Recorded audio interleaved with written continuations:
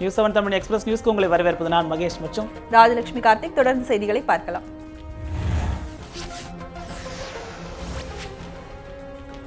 RK நகர் இடைத்தேர்தலில் போட்டியிடும் அதிமுக வேட்பாளர் அறிவிப்பு.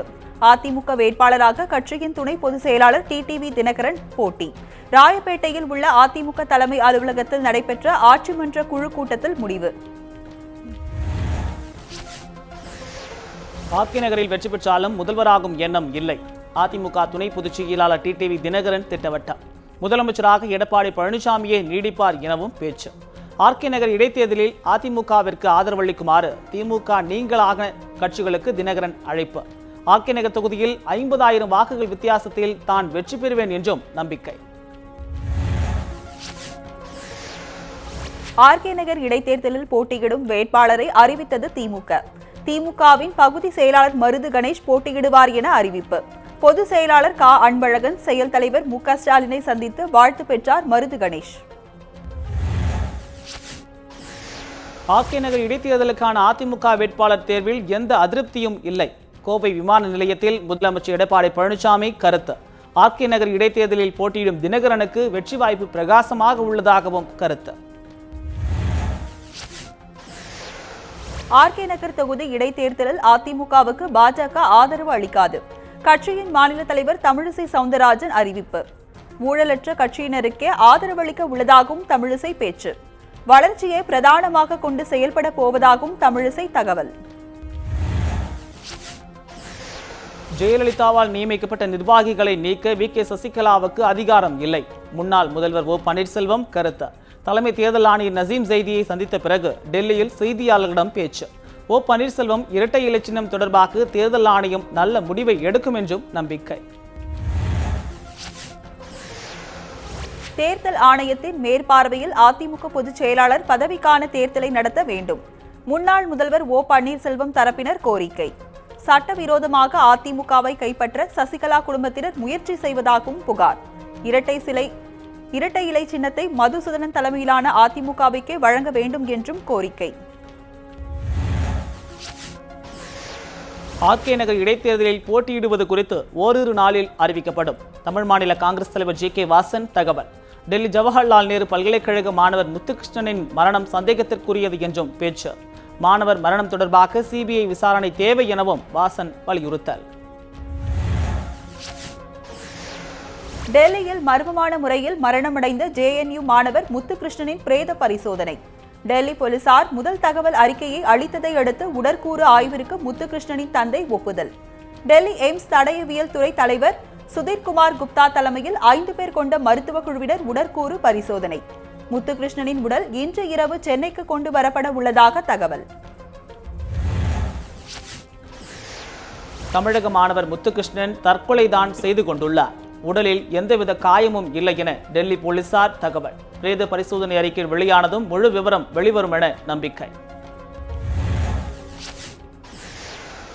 தமிழக மாணவர் முத்துகிருஷ்ணன் மர்ம மரணம் குறித்து உரிய விசாரணைக்கு உத்தரவிட வேண்டும். மாநிலங்களவையில் இந்திய கம்யூனிஸ்ட் கட்சியின் மூத்த தலைவர் டி ராஜா வலியுறுத்தல். உயர்கல்வி நிலையங்களில் மாணவர்களின் மரணம் தொடர்கதையாகி வருவதாகவும் டி ராஜா வருத்தம். டெல்லி ஜேஎன்யூ மாணவர் முத்துகிருஷ்ணன் தற்கொலை வழக்கில் நீதி விசாரணை நடத்தப்பட வேண்டும். திருச்சியில் இந்திய கம்யூனிஸ்ட் கட்சி சார்பில் கண்டன ஆர்ப்பாட்டம். கட்சியின் மாநில செயலாளர் முத்தரசன் கலந்து கொண்டு பேச்சு. முத்துகிருஷ்ணனின் சாவு தற்கொலை இல்லை என்றும் கருத்து. ஜேஎன்யூ பல்கலைக்கழக மாணவர் முத்துகிருஷ்ணன் மரணம் குறித்து உரிய நீதி விசாரணை நடத்த கோரிக்கை. தூத்துக்குடி வ.உ.சி. கல்லூரி மாணவர்கள் வகுப்புகளை புறக்கணித்து போராட்டம். இறந்த மாணவர் முத்துகிருஷ்ணனின் குடும்பத்திற்கு இழப்பீடு வழங்க வேண்டும் என்றும் கோரிக்கை.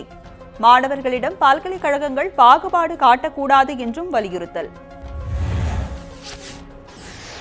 மருத்துவ படிப்பிற்கான நீட் தேர்விலிருந்து தமிழக மாணவர்களுக்கு விலக்கு அளிக்க கோரி சட்டம் நிறைவேற்றியுள்ளது அவமானத்திற்குரியது. தமிழக அரசுக்கு உயர்நீதிமன்றம் கண்டனம். தமிழக மாணவர்களை பிற மாநில மாணவர்களிடமிருந்து தரம் தாழ்த்துவதாக கேள்வி. கல்வியை வணிகமயமாக மாற்றுவதற்கு இந்திய மருத்துவ கவுன்சில் அனுமதிக்கிறது என்றும் நீதிபதி குற்றச்சாட்டு. சென்னை வானகரம் அருகே தொழிற்சாலைகளில் ஏற்பட்ட பயங்கர தீ விபத்து. பல லட்சம் ரூபாய் மதிப்பிலான பொருட்கள் எரிந்து சேதம். ஏசி தயாரிக்கும் தொழிற்சாலையில் ஏற்பட்ட தீ பிற தொழிற்சாலைகளுக்கு பரவியது. நீண்ட நேரம் போராடி தீயை அணைத்த வீரர்கள். வானகரம் அருகே தொழிற்சாலைகளில் ஏற்பட்ட தீ விபத்தால் கடுமையான புகை மூட்டம். சாலையில் செல்லும் வாகன ஓட்டிகளுக்கு கடும் பாதிப்பு. கண் எரிச்சலால் வாகனங்களை இயக்க முடியாமல் தவிப்பு. போக்குவரத்து நெரிசல் ஏற்பட்டதால் பொதுமக்கள் அவதி. தாம்பரம் அருகே மென்பொருள் ஆலோசனை நிறுவன உரிமையாளரை வெட்டி கடத்த முயற்சி. 2 கார்களில் வந்த 6 பேர் கொண்ட கும்பல் வெறி செயல். பொதுமக்கள் குவிந்ததால் காரை விட்டு தப்பி சென்ற மர்ம நபர்கள். காரை எடுக்க வந்தபோது சிக்கிக்கொண்ட பொறியியல் கல்லூரி மாணவர். பெரம்பலூர் அருகே லாரி மீது கார் மோதி விபத்து. 3 பேர் சம்பவ இடத்திலேயே உயிரிழந்த சோகம். உயிரிழந்த 3 பேரும் சென்னையை சேர்ந்தவர்கள் என தகவல். படுகாயமடைந்த 2 பேருக்கு திருச்சி அரசு மருத்துவமனையில் தீவிர சிகிச்சை. திருப்பூரில் சாக்கடை கால்வாயில் தவறி விழுந்து போராடிய பசுமாடு. 2 மணி நேர போராட்டத்திற்கு பின்பு உயிருடன் மீட்ட தீயணைப்பு துறையினர். வாகன சத்தத்திற்கு மிரண்டு பசுமாடு சிறிய சாக்கடை கால்வாயில் தவறி விழுந்த சோகம். ஆந்திராவில் இருந்து பாலிஷ் செய்யப்பட்டு சென்னைக்கு விற்பனைக்கு கொண்டு வரப்பட்ட 10 டன் ரேஷன் அரிசி பறிமுதல். திருவள்ளூர் மாவட்டம் புதுகும்மிடிப்பூண்டி அருகே காவல்துறையினர் நடவடிக்கை. லாரி ஓட்டுநரை கைது செய்து காவல்துறையினர் தீவிர விசாரணை. தூத்துக்குடி அருகே குடும்ப தகராறில் மனைவியை எரித்துக் கொன்ற வழக்கு. கணவனுக்கு ஆயுள் தண்டனை விதித்து மாவட்ட முதன்மை அமர்வு நீதிமன்றம் உத்தரவு. 2012ஆம் ஆண்டு வாய் தகராறில் எரித்து கொலை செய்யப்பட்டார் மாரிலட்சுமி. மாரிலட்சுமியின் கணவர் குருசாமிக்கு தண்டனை வழங்கி நீதிமன்றம் உத்தரவு. ராமேஸ்வரம் போராட்ட குழுவினருடன் வெளியுறவுத்துறை அமைச்சக அதிகாரிகள் பேச்சுவார்த்தை. டெல்லியில் வரும் 21ஆம் தேதி பேச்சுவார்த்தை நடத்த உள்ளதாக அறிவிப்பு. மீனவர்களின் வேலைநிறுத்த போராட்டத்தை முடிவுக்கு கொண்டு வருவது பற்றி ஆலோசிக்கப்பட வாய்ப்பு. சென்னை பல்கலைக்கழகம் மற்றும் அண்ணா பல்கலைக்கழகத்திற்கு விரைவில் துணைவேந்தர்கள் நியமனம். ஆளுநர் மூலம் காலி இடங்களை நிரப்பப்படும் என உயர்கல்வித்துறை அமைச்சர் அன்பழகன் உறுதி. துணைவேந்தர்களை தேர்வு செய்வதற்காக தனிக்குழு அமைக்கப்பட்டுள்ளதாகவும் தகவல். தனிக்குழு தகுதி வாய்ந்தவர்களை தேர்ந்தெடுத்து ஆளுநருக்கு பரிந்துரை செய்யும் எனவும் அன்பழகன் பேச்சு.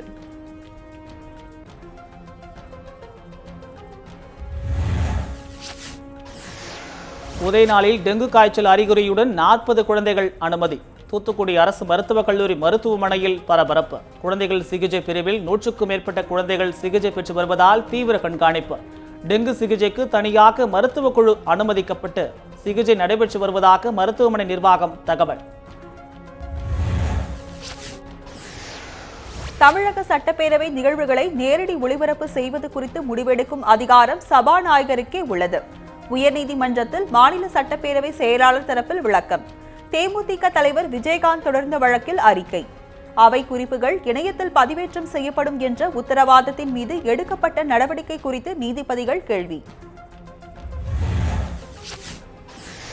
திருநெல்வேலியில் பன்றிக் காய்ச்சலுக்கு பலியானோரின் எண்ணிக்கை 5ஆக உயர்வு. சாத்தான்குளத்தைச் சேர்ந்த மரிய கிரேசி சிகிச்சை பலனின்றி பரிதாபமாக உயிரிழப்பு.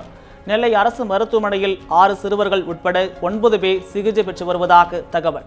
ஊழியர்கள் நோயாளிகளின் உறவினர்களுக்கு நோய் தடுப்பு மருந்து வழங்கப்பட்டு வருவதாக சுகாதாரத்துறை தகவல். ஊட்டச்சத்து நிபுணர் ராமசீதாவின் ஜாமீன் மனு குறித்து பதிலளிக்க காவல்துறைக்கு சென்னை உயர்நீதிமன்றம் உத்தரவு. ஜெயலலிதா மரணம் தொடர்பாக அவதூறு பரப்பியதாக கைது செய்யப்பட்டார் ராமசீதா. வழக்கு மார்ச் 20ஆம் தேதிக்கு ஒத்திவைப்பு. முல்லை பெரியாறு அணை பகுதியில் தொடர் மழை எதிரொலி. அணையின் நீர்மட்டம் 111 அடியை எட்டியது. தொடர் மழையால் நீர்மட்டம் மேலும் உயர வாய்ப்புள்ளதாக தகவல். அணையின் நீர்மட்டம் உயர்ந்து வருவதால் விவசாயிகள் மகிழ்ச்சி.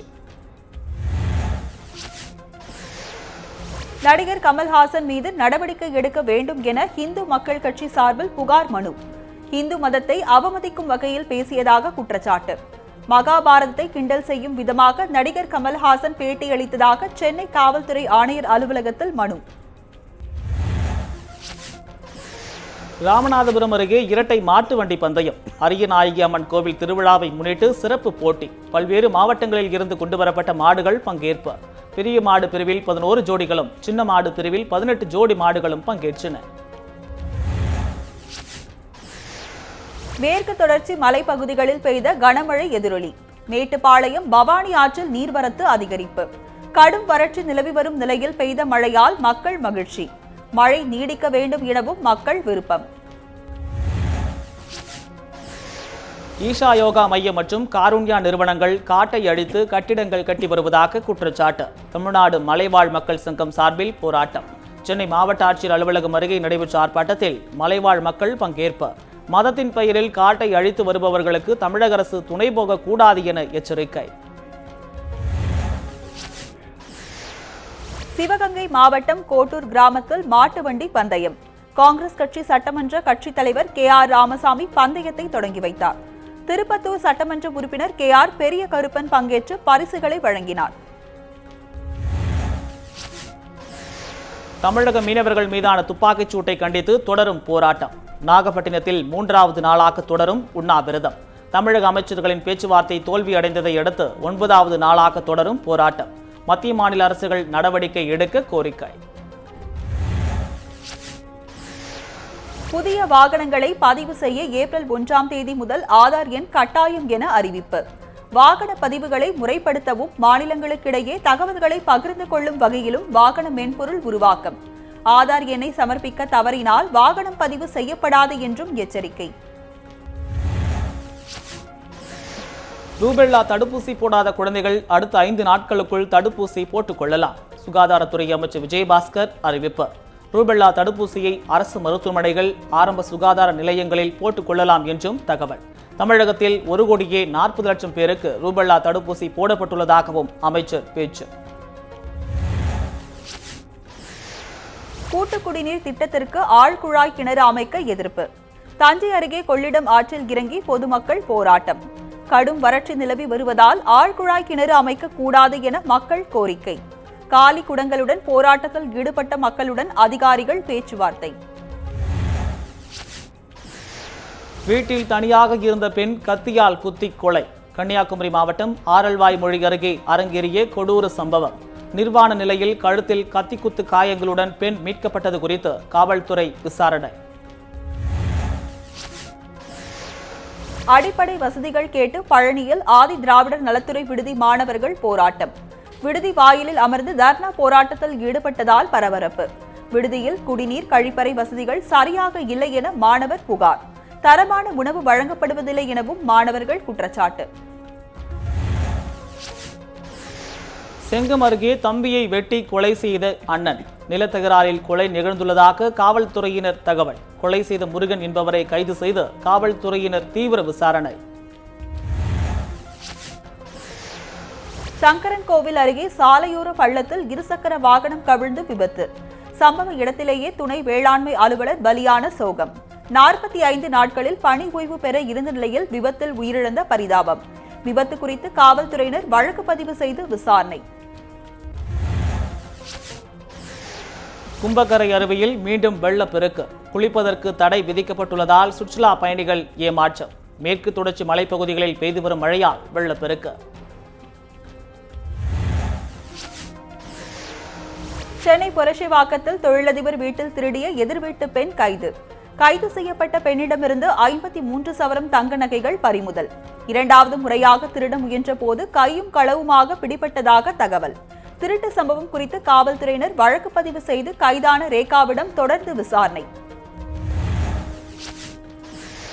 நாமக்கல்லில் பார்வை இழப்பு தடுப்பு சங்கம் சார்பில் கண்ணீர் அழுத்த நோய் குறித்த விழிப்புணர்வு பேரணி. 500க்கும் மேற்பட்ட மாணவிகள் கண்களில் கருப்பு துணி கட்டிக்கொண்டு பங்கேற்பு. கண்ணீர் அழுத்த நோய் குறித்த பதாகைகள் ஏந்தி விழிப்புணர்வு.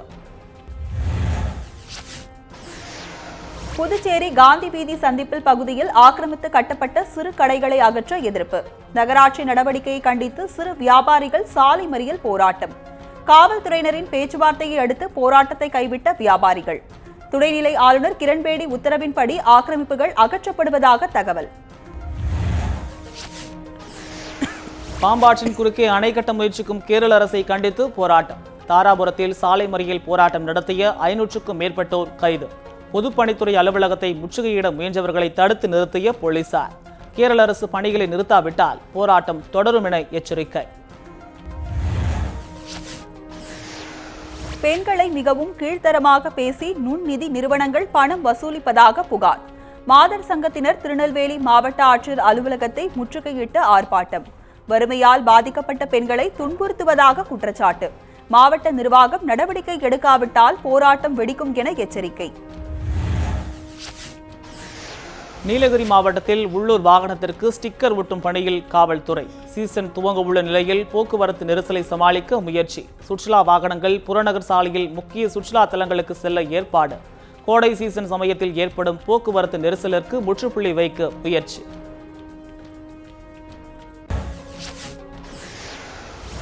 நடிகர் விஷால் மீது குற்றம் சாட்டுவதை சேரன் நிறுத்திக் கொண்டு படம் எடுப்பதில் கவனம் செலுத்த வேண்டும். திரைப்பட இயக்குநர் மிஷ்கின் காட்டம். மூத்த தயாரிப்பாளரான சேரன் தனி மனித தாக்குதலில் ஈடுபடுவது ஏன் எனவும் கேள்வி.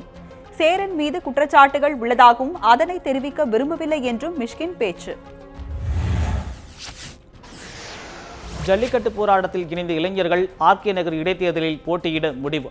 பொதுமக்களின் கேள்விகளுக்கு சரியாக பதிலளிக்கும் வேட்பாளரை முன்னிறுத்தப் போவதாக அறிவிப்பு. ஆர்கே நகர் தொகுதியில் போட்டியிட 70 நபர்களிடம் விருப்ப மனு பெறப்பட்டுள்ளதாகவும் தகவல். வேலூர் மாவட்டம் காட்பாடி அருகே 3 ஆண்டுகளுக்கு பிறகு எருதுவிடும் திருவிழா. மாவட்டம் முழுவதிலும் இருந்து 150க்கும் மேற்பட்ட எருதுகள் பங்கேற்பு. 2000க்கும் மேற்பட்டோர் கண்டுகளிப்பு. எருதுவிடும் விழாவில் 5க்கும் மேற்பட்டோர் காயம். திருப்பூர் மாவட்டத்தில் சீமை கருவேல மரங்களை அகற்றுவது குறித்த விழிப்புணர்வு பேரணி. சென்னை உயர்நீதிமன்ற மதுரை கிளையால் நியமிக்கப்பட்ட ஆணையர் தமிழ்குமரன் பங்கேற்பு. பள்ளி கல்லூரி மாணவ மாணவிகள் கையில் பதாகைகளை ஏந்தி விழிப்புணர்வு. நாகர்கோவிலில் கழிவுநீர் சுத்திகரிப்பு நிலையம் அமைக்க எதிர்ப்பு. கையில் கருப்பு கொடி ஏந்தி பொதுமக்களும் இளைஞர்களும் போராட்டம். கருப்பு கொடி கட்டி துக்க தினம் அனுசரிக்கப் போவதாக எச்சரிக்கை. பணிகளை உடனடியாக நிறுத்த வேண்டும் என்றும் மக்கள் கோரிக்கை. புதுக்கோட்டை அருகே பள்ளி மாணவர்களை ஏற்றி சென்ற வேன் கவிழ்ந்து விபத்து. 20க்கும் மேற்பட்ட மாணவர்கள் காயத்துடன் மருத்துவமனையில் அனுமதி. எதிரே வந்த லாரியால் ஓட்டுநர் நிலை தடுமாறி விபத்து ஏற்பட்டதாக தகவல். விபத்து குறித்து காவல்துறையினர் வழக்கு பதிவு செய்து விசாரணை. ஆந்திர மாநிலம் சித்தூரில் செம்மரம் வெட்டியதாக 7 தமிழர்கள் கைது. கைது செய்யப்பட்டவர் நாமக்கல் மாவட்டத்தை சேர்ந்தவர்கள் என தகவல். 3 டன் எடை கொண்ட 89 செம்மர கட்டைகள் பறிமுதல் செய்யப்பட்டுள்ளதாகவும் வனத்துறையினர் தகவல். இந்தியாவில் சுற்றுப்பயணம் மேற்கொள்ளும் வங்கதேச பிரதமர் ஷேக் ஹசீனா. ஏப்ரல் 7ஆம் தேதி முதல் 10ஆம் தேதி வரை சுற்றுப்பயணம் மேற்கொள்வார் என வங்கதேச அரசு அதிகாரப்பூர்வ அறிவிப்பு. ஏப்ரல் 8ஆம் தேதி பிரதமர் மோடியை டெல்லியில் சந்தித்து பேசுகிறார் ஷேக் ஹசீனா. டிஸ்டா நதி நீர் பிரச்சினை தொடர்பாக பிரதமர் மோடியிடம் ஹசீனா பேசுவார் என தகவல். இத்துடன் எக்ஸ்பிரஸ் நியூஸ் நிறைவு பெறுகிறது. மேலும் பல செய்திகளை தெரிந்து கொள்ள தொடர்ந்து இணைந்திருங்கள் நியூஸ் 7 தமிழுடன்.